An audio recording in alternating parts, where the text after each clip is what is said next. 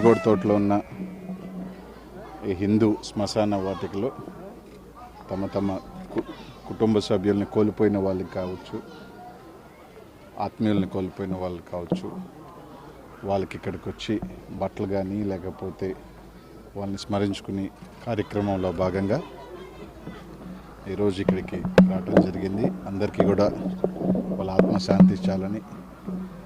బోడిగోడ్ తోట గతంలో ఇక్కడ గత ప్రభుత్వం బోడిగోడ్ తోటలో ఒక డంప్ యార్డ్గా ఉన్నదాన్ని ఇక్కడి నుంచి పూర్తిగా కూడా హిందూ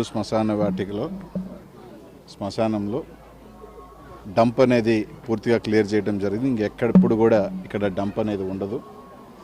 సో దీన్ని కూడా పూర్తిగా కూడా ఇంకా కూడా దీన్ని డెవలప్ చేయటం, ఏదైతే డంప్ ఉన్న ఏరియాలో చెట్లు ఇంకా మంచి ప్లాంటేషన్స్ని తీసుకురావటం జరుగుతుంది. అలాగే ఇక్కడ పూడిక ఉన్న వాళ్ళకి కడుక్కునేదానికి కానీ స్నానాలు చేసుకునేదానికి కూడా వసతులు కూడా దాంట్లోనే కట్టించడం జరుగుతుంది.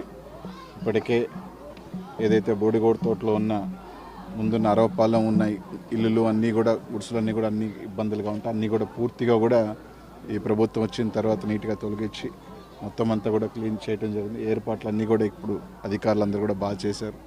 సో అందరికీ కూడా మరోసారి సంక్రాంతి పండుగ శుభాకాంక్షలు తెలియజేస్తా ఉన్నాం.